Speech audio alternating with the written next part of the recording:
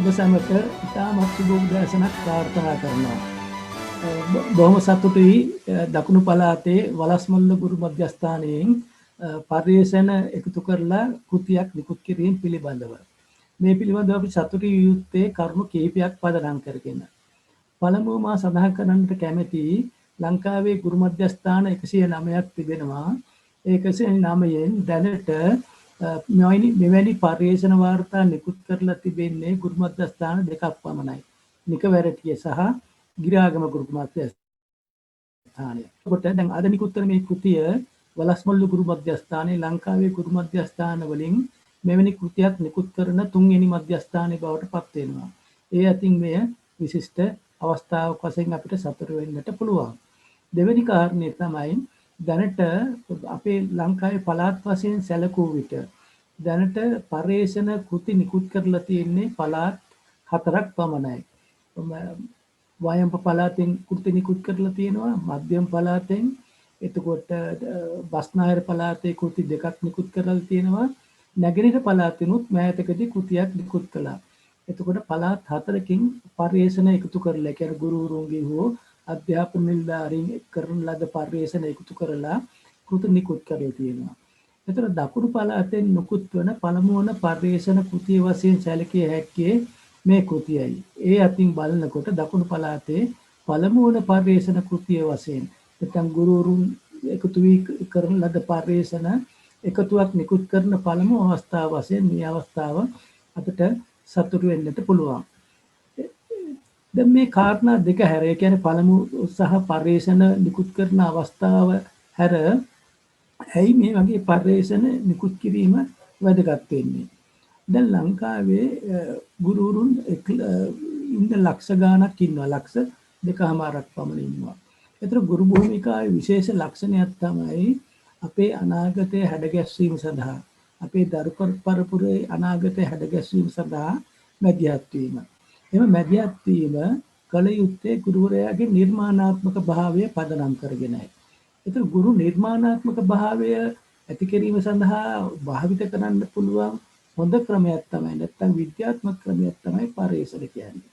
ඒතර පර්යේෂණ වලදී කරන්නේ අපි ගුරුවරයා එදිනෙදා සාමාන්‍යයෙන් උගන්වාගෙන යනවාට වඩා ඒ ඉගැන්වීම වඩා හොඳ ඉගැන්වීමක් කරන්නේ කෙසේද? ඒ වඩා හොඳ ඉගැන්වීමක් කිරීමෙන් ළමයාගේ සාධනය, නැත්නම් හොඳ ළමයෙක් කිරීමට, වඩා හොඳ ළමයෙක් කිරීමට, වඩා හොඳ ශිෂ්‍යයෙක් කිරීමට අපි කොහොමද බැතිහත් වෙන්නේ කියලා ගැඹුරින් සිතා බැලීමක් තමයි මේ පර්යේෂණයෙන් සිද්ධ වෙන්නේ. එම නිසා හැම ගුරුවරයෙක්ම පර්යේෂකෙක් වශයෙන් තමයි ලෝකයේ හැමතැනම සැලකන්නේ. දැන් බටහිර රටවල සහ දියුණු රටවල ගුරුවරයාගේ භූමිකාවේ ප්‍රධාන කාර්යයක් තමයි පර්යේෂණ කිරීම. ඒතර ඒගොල්ලන්ගේ උසස් වීම වලදී හරි, ඒගොල්ලන්ගේ වැටුප් වර්ධක වලදී හරි, නැත්නම් ඒ හොඳ ගුරුවෙක් වශයෙන් සම්මාන පිරීමේදී හරි බලන එක කාරණයක් තමයි මේ ගුරුවරයා කොතරම් පර්යේෂණාත්මකව මේ ගුරු භූමිකාව ඉටු කරනවද කියන කාරණය. එතකොට නිකම්ම ඔය ඇවිල්ලා ඔය පාසලට ඇවිල්ලා උගන්වලා යන එක පමණක් නෙමෙයි. ඒ උගන්වන කාර්යය වඩා පර්යේෂණාත්මකව අලුත් දෘෂ්ටියකින් බලලා එක කරනවද කියලා බලන්න තමයි මේ පර්යේෂණ කරන්නේ. ඒ නිසා ලංකාවේ මේ පර්යේෂණ සම්ප්‍රදාය තව තවත් දියුණු කළ යුතු වෙනවා. දැන් ලංකාවේ ක්‍රියාමූලික පර්යේෂණ පිළිබඳ සම්ප්‍රදාය පටන් ගත්තේ 1967. ඒතර 1967 අධ්‍යාපන අමාත්‍යාංශයෙන් පටන් ගත්ත පර්යේෂණ සම්ප්‍රදායට දැන් අවුරුදු 50ක් පිරීලා. නමුත් ලංකාවේ ක්‍රියාමූලික පර්යේෂණ කරනවා බොහොම අඩුයි. හැබැයි ක්‍රියාමූලික පර්යේෂණ නාමිකව කරනවා. ඒ කියන්නේ පාඨමාලා සඳහා කරනවා, පාඨමාලා අවශ්‍යතා සඳහා කරනවා, සහ ගුරුවරු උදකලාවත් පර්යේෂණ කරන අවස්ථාවක් තියෙනවා. නමුත් අපි සැලකා බැලිය යුතු කරුණක් වන්නේ කොච්චර පර්යේෂණ කළත් ඒවා එලි දක්වන්න ඕනේ. දැන් ප්‍රසිද්ධ ප්‍රකාශයක් තියෙනවා. no report no research කියලා. ඒ කියන්නේ අපි කොච්චර රිසර්ච් කළත් ඒ කරපු රිසර්ච් නැත්නම් පර්යේෂණ පදනම් කරගෙන රිපෝට් එකක් හැදුවේ නැත්නම් වාර්තාවක් හැදුවේ නැත්නම් සමාජගත කළේ නැත්නම් එතන පර්යේෂණයක් නැහැ කියලා සැලකන්නේ. එතකොට අපි දන්නවා ලංකාවේ සෑම පළාතකම, සෑම පාසලකම සමහර දක්ෂ ගුරුවරු ඉන්නවා. ඒගොල්ලන් තමන්ගේ ඉගැන්වීමේ භූමිකාව ඉතාමත් නිර්මාණාත්මකව කරනවා. ඉතාමත් හොඳට කරනවා, අලුත් විදිහට කරනවා. නමුත් ඒව පරිේශනාත්මකව ලියලා ලේඛනගත කරලා ආරි වෙලා නැහැ. ඒක එකwidehatකින් ගුරුවරුන්ට කරන අසාධාරණයක්. ඒ දක්ෂ ගුරුවරුන්ට නිර්මාණශීලී ගුරුවරුන්ට කරන අසාධාරණයක්. ඒ අතින් බලපුවහම අපිට මේ වලස්මල්ලු ගුරු මධ්‍යස්ථානයේ නිකුත් වෙන කෘතිය අගය කරන්නට ඕනේ. මොකද වලස්මල්ලු ගුරු මධ්‍යස්ථානයේට ආසන්න පාසල්වල ගුරු මහත්මීන් 6 දෙනෙක් එකතු වෙලා කරලා තියෙන නිර්මාණාත්මක පරිශ්‍රණ 6ක එකතුවක් මේ කෘතිය මගින් එළි දැක්වීමට හැකියවීම ගැන අපි සතුටු යුතුයි. ඒකට එමගින් පේන්නේ ඒ අර මෙතෙක් විස්තර කළ නිර්මාණාත්මකව හිතන අලුතින් හිතන තමන්ගේ ළමයින්ගේ ඉගෙනීම වඩා හොඳ තත්යකට ගෙනීම සඳහා ක්‍රියාමාර්ගගත් ගුරු මහත්මීන් 6 දෙනෙක්ගේ මැදිහත් වීම සහ ප්‍රතිඵල තමයි මේ ලිපි 6න් නිරූපණය වෙන්නේ. එම නිසා අපි සතුටු යුතුයි මේ ලංකාවේ අධ්‍යාපන ශාස්ත්‍රයේ ඉදි ක්‍රියාමාර්ග සඳහා වන වැදගත් පියවරක් විදිහට. මෙතෙන්දි කිය යුතු තව කරුණක් තමයි දැන් මෙවැනි කාර්යයක් කිරීම ලෙහෙසි පහසු නෑ. මොකද ලංකාවේ පරිශන සම්ප්‍රදාය අනුව පරිශන කිරීම සඳහා නොයෙක් බාධා තියෙනවා. ඒ අතින් බලපුවහම වලස්මුල්ල ගුරු මධ්‍යස්ථානයේ මේ කාර්ය සඳහා බය නැතුව ඉදිරිපත් වුණු අපේ ගුරු මධ්‍යස්ථානාධිපතිතුමිය පාලිකා යාපාරච්චි මහත්මියට අපි ස්තුති පුද කරන්නට ඕනේ. එසේම මේ පරිශන වාර්තාව පරිශන කෘතියට අදාළ පරිශන ඉදිරිපත් කළ ගුරු මහත්මයාටින් 6 දෙනාට අද සිට පරිශකයන් බවට පත් වෙනවා. මොකද ඕගොල්ලන් මේ 6 දෙනා කළ පරිශන එලි දක්වන්නේ අද. එතකොට අද තමයි ඒගොල්ලන් පරිශකයන් බවට පත් ගන්නේ. එතකොට කොච්චර පරිශන කළත් මේ වගේ වාර්තා එලි නොදැක්වුවොත් ඔවුන් පරිශකයන් බවට පත් වෙන්නේ නැහැ. නමුත් අද වලස්මුල්ලෙන් පරිශකයන් 6 දෙනෙක් බිහි වෙනවා. ඒ ගැන අපිට සතුටු වෙ යුතුයි. ඒ නිසා අපි මේ 6 දෙනාට ස්තුතිවන්ත වෙ යුතුයි, සුබ පැතිය යුතුයි. ඒ වගේම මේ කෘතිය නිකුත් කිරීම සඳහා දායක වුණු කලාප අධ්‍යාපන කාර්යාලයේ අධ්‍යක්ෂතුමා ඇතුළු සියලුම දෙනාට, සියලුම නිලධාරි මහත්මීන්ට, ඒ වගේම පළාත් අධ්‍යාපන අධ්‍යක්ෂතුමාට ඇතුළු දකුණු පළාතේ මේ කාර්ය සඳහා උරදුන් සියලු දෙනාටම අපේ ස්තුතිය පුද කළ යුතුයි කියලා මම ඉල්ලා සිටිනවා. එසේම අනාගතයේදී තව තවත් මේ හා සමාන පරිශන කෘති නිකුත් කිරීම සඳහා ඔබ සෑමට ධෛර්ය, ශක්තිය, වාසනාව සහ පරිශන ඥානය ලැබේවා කියලා මම ඉතසිතින් ප්‍රාර්ථනා කරනවා. බොහොම ස්තුතියි.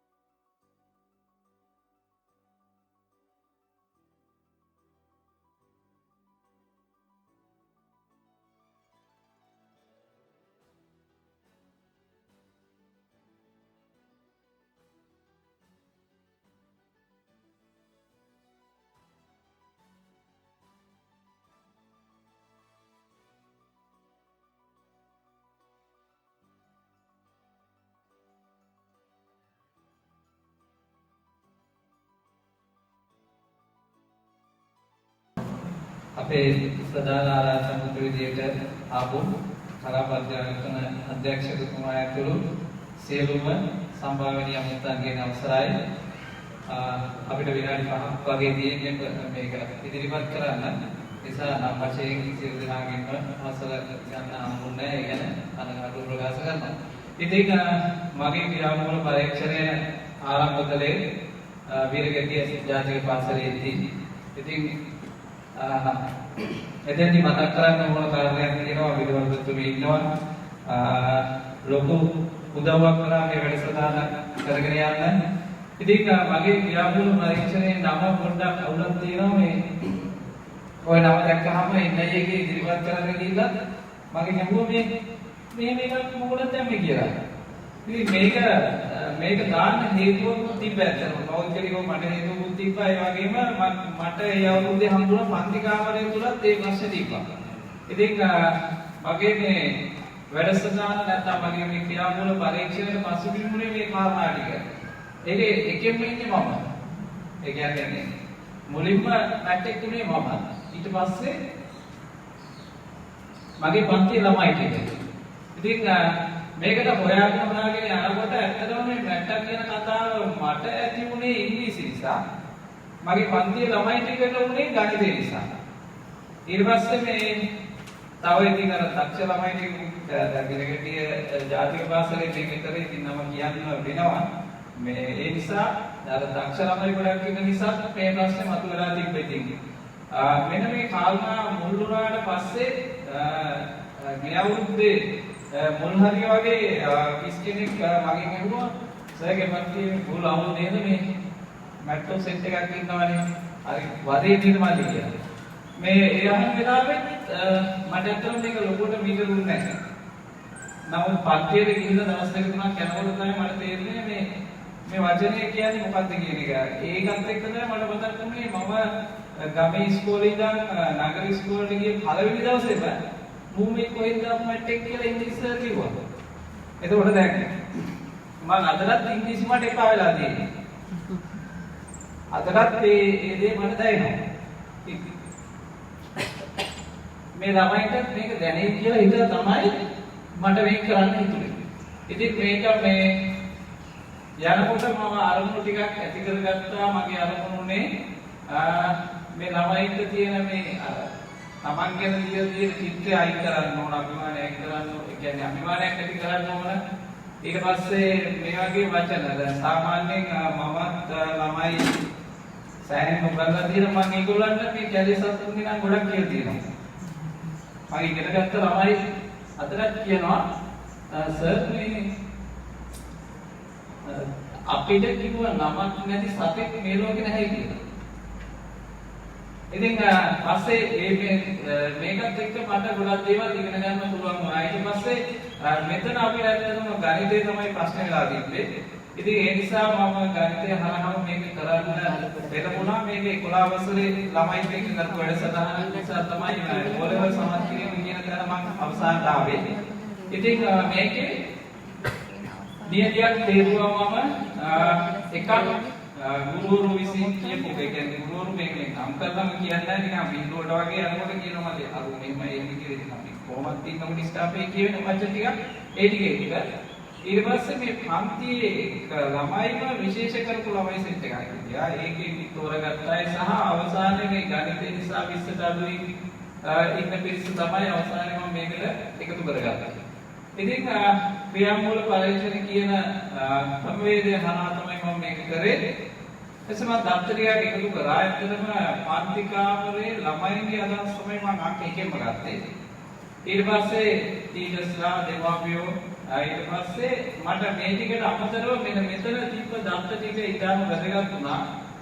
මේ කියන්නේ එක අවුරුදු වල බාර පරීක්ෂණ ලකුණු ඊට පස්සේ මම ඊට පස්සේ මේ ලකුණු ටිකේ අවසානට අර ගණිතයේ තියෙනවනේ අපිට තේමා ටිකට අනුව මේ ළමයින්ගේ කොහොමද කියන එකත් වෙන් කරගත්තා.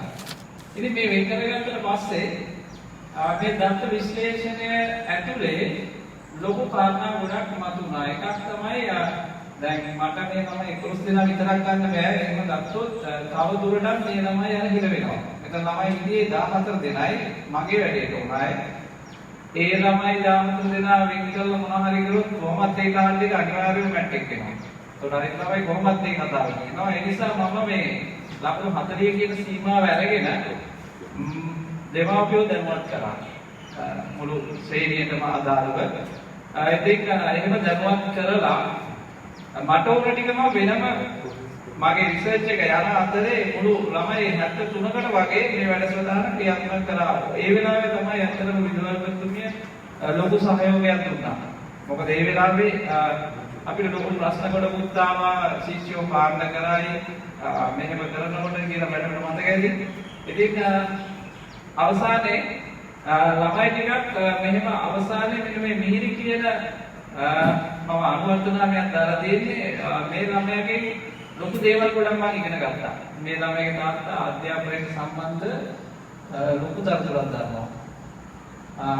ඒ වගේම මේ කියන හොඳ තාත්තා කෙනෙක් කියන්නේ අධ්‍යාපනයට සම්බන්ධ කෙනෙක්. ඉතින් මම යවුවා ගෙවල් වලට අපි මෙහෙම වැඩසටහනක් කරනවා කියලා. ඉතින් ඒ ඇස්සේ ඔබට පේනේවි මේ ලියුම් ටික කියව ගන්න පුළුවන් නම් මේ තමයි වර්තමාන දෙමාපියන්ගේ අදහස. මට මේක කියන්න ඕන මම යවුවා ඇත්තටම මේ මගේ මේ අනුමැතිය දෙන්න කියලා. හැබැයි මට ඒවල තිබ්බ ලියුම් දෙකයි මම මෙතන මේ පෙන්නලා දෙන්නේ. තව ලියුම් දෙක තුනක් තිබ්බා.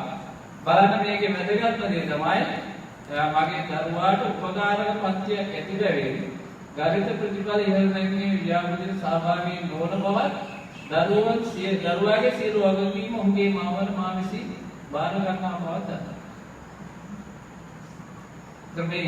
මේකෙත් එහෙමයි තියෙන්නේ. තව ඒ ලියුම් ටික මම ගාව තියෙනවා. එතකොට මේගොල්ලෝ විශ්වාස කරේ ටියුෂන් එකෙන් වැඩේ කරගන්න පුළුවන් කියලා. ඉතින් මෙතනදී තව ප්‍රශ්න ඇත්තටම ගොඩක් ආවා මේ දෙකයි. අනික එක්කෙනා මම කියපු එක්කෙනා මම දෙමාපිය රැස්වීමක් ගත්තා. මේ කියන්නේ මුළු ශේරියෙම දෙමාපිය රැස්වීමක් ගන්න වෙලාවේ ඒ අම්මා මට කතා කරනවා මම දැන් මේ වගේ කතා කරනවා. අම්මා නැගිටලා කිව්වා අපේ දරුවට ලකුණු 20 ගන්න නැහැ. 87යි මගේ කෙල්ලට. එහෙම කියලා ආගිය කරනවා මේක තේරුම් ටිකක් ඉන්නවා මම දැන් බය වෙවුලනවා දැන්. අවුල්නේ තනිකරම ඉතින් මේක මගේ ඇති වැරද්දක් මම දන්නේ නැහැ කියලා. හැබැයි ඒ වෙලාවේ මම මතක් කරන්න ඕනේ මේ අපි ආර්චනාක්ක මානසික සමාවෙන්නේ විදිහේ මේ ආර්චනාක්ක මල්ලි පොඩක් සම්දන දෙන්නකෝ අපි මොකක් හරි කරමුයි කියලා අර ලකුණු පොත ගෙනාවා. ලකුණු පොත ගෙනල්ලා ඉවරලා බලනකොට ඒ දරුවා ගෙදරට ගෙනින් දීලා තියෙන එකේ ලකුණු වෙනස් කරලා. එතකොට තමයි ටිකක් අර බය නැතුනේ. එහෙම වෙනස් කරලා තිබිලා ඊට පස්සේ යනවා මම පෙන්නුවා ඔප්පු කරලා. මෙන්න ඇත්ත ලකුණ මෙන්න අපි දාපු ලකුණ මෙන්න මෙහෙමයි කියලා. හැබැයි ඒත් මම කිව්ව දේ පිළිගත්තේ නැහැ. කියන්නේ අපි එදා ඒ අන්තික කතා කරපු ටික පිළිගත්තේ නැහැ. එතකොට ඒ වෙලාවේ ඇත්තටම මට කියන්න බැරි කාරණා දෙකක් මෙතන තියෙනවා. එක ගුරුවරයෙක් මට කිව්වා මගේ පන් තියෙනවා ඒක අවුලක් නැහැ. එහෙම කියලා ඒ අම්මා ගුරුවරයෙකුත් එක්ක ඇවිල්ලා මාත් එක්ක කතා කරා. මගේ ඒ වෙලාවෙත් කිව්වා හරි කිසි අවුලක් නැහැ ඉතින් අපිට ඕන කොහොමරි වෙලා වැඩේ කොට දාන්න නිසා එහෙම කියලා යන්තම් වැඩේ මම ෂේප් වුණා එතනින්. හැබැයි අවසානයේ මේ තියෙන්නේ අවුරුද්ද ඉවරුණාට පස්සේ මේ ඉලක්කගත දරුවෝ ටික ලකුණු වලට ගිය හැටි. මෙන්න මෙතන ඔබට පේනවා අනිත්‍යව නම් ගැටලුවක් නැහැ. නමුත් මේ මිහිරි කියන එකේ ඔබට පේනවා පළවෙනි වාරේ 20ට අඩුවෙන් තිබිලා දෙවෙනි වාරේ මේ 58ට තියෙනවානේ. ତර අවසාන වාරේ අනිත් හැමෝටම වඩා අඩු වුණා. තර මේකට හේතුව ලොකු හේතුවක්. මේ ලකුණු වැඩි වෙන්නේ හේතුව ලොකු හේතුවක්. පුළුවන් නම් ඔබ හිතා ගන්න. ගුරුවරයෙක් විදිහට මට ඒක මෙතන කියන්න. මේ ලකුණ දෙවෙනි වාර පරීක්ෂණයේ ලකුණු වැඩි වුණේ ඇයි කියන එක ගැන පුළුවන් නම් හිතන්න. මම සමාව හිතනවා මට ඒක ඇත්තටම ප්‍රසිද්ධිය කියන්න බැහැ. ඉතින් හැබැයි මෙයා විභාගේ වේදුනා. මේ දරුවෝ විභාගේ වේදුනා. ගණිතේ වේදුනාට පස්සේ එයාම වඩ හම්බුණා. මේ මුණ දෙන්න නැතුව ගියා. හැබැයි ඒ දරුවට මම කතා කරලා පුතේ ඔයා ඊට වැඩිය පාස් වෙනවා එක්ක ඔයා වෙනස් වෙන්න ඕන. නැත්නම් අර අපිට තියෙන නිකන් අර බොහෝ අභිමානය නිකන් එහෙම දේවල් තියෙනවනේ. ඒව වෙනස් කරගන්න ඕනේ කියලා. ඉතින් මේ පරීක්ෂණ ඇතුලේ ඇත්තටම ලොකු කතාන්දර ගොඩක් තියෙනවා කියන්න. ඉතින් මේකෙන් මම අවසානට නිගමන කීපයකට ආවා. එකක් තමයි මේ වගේ වචන කියන්න හොඳ නැහැ ළමයින්ට. ඒ අර දැන් මේකෙත් මට මම මේක ඉතාලම කෙටියෙන් කියන නිසා ඔබත් ඒක කතා කරන්නේ මේ මැට්ටා කියන කතාව මම සේරුමත් එක්ක දැන් වැඩ කරගෙන යන අතරේ මම දවසක් මේ මම විහිළුවට වගේ කිව්වා පුතේ මේ ඕගොල්ලන්ට මැට් එක කිව්වොත් ඕගොල්ලෝ මොකද කියන්නේ කියලා මට ලියලා දෙන්න කියලා. කියන්නේ නැහැ සාමාන්‍ය මම ඉතින් කියනකොට මම කිව්වා මට මේ ඉංග්‍රීසි මෙන්න මේව කියලා තියෙනවා. ඉතින් මට නම් කවුරුත් නැහැ. එහෙම කියලා මම කියලා තමයි අරගෙන කිව්වේ. ළමයි චිත් ගොඩාක් දෙලා තිබ්බා. මගේ පොතේ මම හිතන්නේ මම ඒක දාලා තියෙනවා. එක ළමයා දෙලා තිබ්බා සර් මේ මට කවුරු හරි මැට් එක කිව්වොත් මේ මම මැට් එක කරනවා මේ වැඩ එයාලා කියලා දෙනවා. මැට් එක කියන්නේ සර් මේ ලස්සන බිල්ඩයක් කමන්න පුළුවන්. එහෙම එයා ලොකු විග්‍රහයක් කරලා තිබ්බා. එතකොට ඒ වගේම මම තේරුම් ගත්ත ළමයෙකුට යමක් කියනවා නම් අපි උදාහරණයක් විදිහට අපි යාට මැට් එක හරි මොකක් හරි සතෙක් නමක් කියන හරි බයිනවා නම් එක්ක ඒ ළමයාට ඒ බයින දේ කියන දේ ඇයි එහෙම කරන්නේ කියන එක ඒ ළමයාට පැහැදිලි වෙන්න ඕන. එහෙම නැත්නම් ඒක නොකිය ඉන්නවා. ඉතින් ගුරුවරයෙක් විදිහට අපිට පුළුවන් නම් ඒ වගේ වචන පාවිච්චි නොකර ඉන්නේ ඒක හොඳයි කියලා මගේ නිගමනයකට මම ආවා. ඊළඟට මේ තරකාරීත්වය නිසා මේ තව කෙනෙක් පීඩාවටපත් කරනවායි කියන එක ඒක ඇත්තටම නොකියුවට ඉස්කෝලේ හැම එකම වගේ තියෙන ප්‍රශ්නයක් මේක දැනෙන ප්‍රශ්නයක්. ඒ ළමයි කියන්නේ නැහැ. නමුත් මේක හොඳට ඇතුළට ගිහින් බැලුවොත් සමහර ළමයි අඬා කියනවා සර් මට මෙන්න මෙහෙම දේවල් වුණා. මම මේක නිසා තමයි මට මෙහෙම වුණේ. නැත්තම් මම ශිෂ්‍යත්වයේ 190 ගණන් කරගෙන කොහොමද සර් මම මෙතෙන් එනකොට මෙහෙම වෙන්නේ. ලොකු කතන්දර ගොඩක් තියෙනවා. ඊළඟට සාමූහිකත්වය කියන්නේ මෙතනදී හැබැයි මම මේ පන්ති කාමරේ ඉඳපු සියලු දරුවන්ගේ මනස වෙනස් කරා. අන්තිමට ඒ ෆේල් වෙන්න හිටපු ළමයි පාස් උනේ පන්තියේ දක්ෂ ළමයි ටික ඔක්කොම අර නිකන් ඉන්න වෙලාවට බලෙන් අල්ලගෙන අරුත් අවශ්‍ය එක දෙක කරුණු කියලා දුන්නා. S එකට ඕන මූලික ටිකක් තියෙනවානේ. ඕක නිකන් කටපාඩම් කරලා වගේ S එකක් ගන්න පුළුවන් ගණන් වලට යම් ක්‍රමවේදයක් තියෙනවා. ඒ ක්‍රමවේදය ළමයින්ට කියලා දුන්නා. මම නෙමෙයි කියලා දුන්නේ. එතරින් දක්ෂ ළමයි. අද ඒ ළමයි තුන් හතර දෙනෙක් මෙඩිසින් ගිහින් ඉන්නවා. මේ ඉංජිනේරුවෝ වෙලා ඉන්නවා. ඒ තමයි අදලත් හම්බුනාම කියන්නේ අපි සර් නිසා පිනක් කරගත්තා කියන්නේ. ඉතින් ඒ ළමයින්ගේ මනස වෙනස් කරොත් මම හිතන්නේ මේ ෆේල් වෙනවා කියන ළමයි කියත් ඉතුරු වෙනවා කියලා.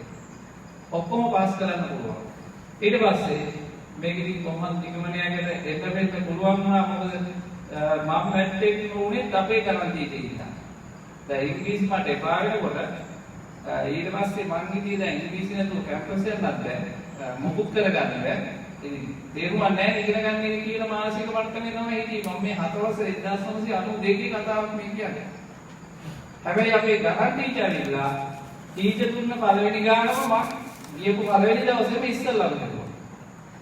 ඒක නිසා ටීචර් මාත් එක්ක ටිකක් සමීප වුණා. විස්තරේ ටීචර් කිව්වම තමයි පුතේ ඉංග්‍රීසි ඕනේ නැහැ මේ සිංහලෙන් ඉගෙන ගන්න පුළුවන් ඕන එකක් කියලා.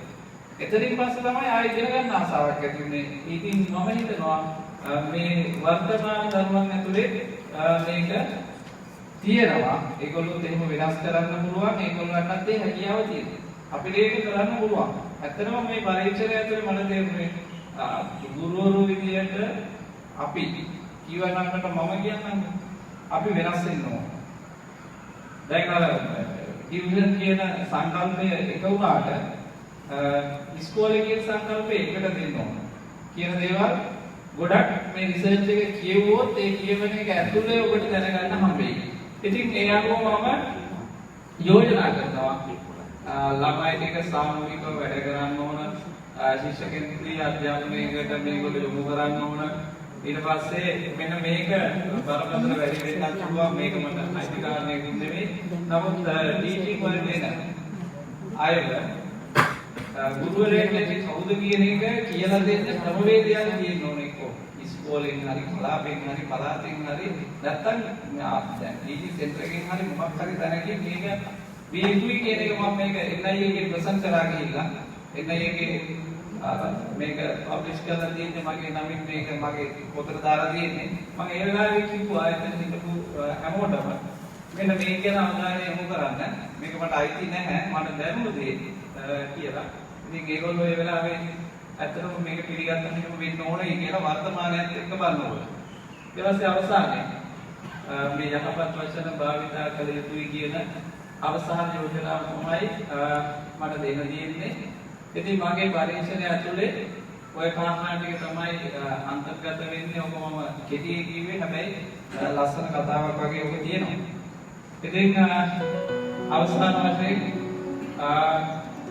මට කියන්න තියෙන්නේ මම පැත්තෙන් නෙවෙයි. ඒ වගේම මේ සඳහා උපකාර කර සියලුම දෙනාට ගොඩක් ස්තුතියි. අයදවසක අපි හමු.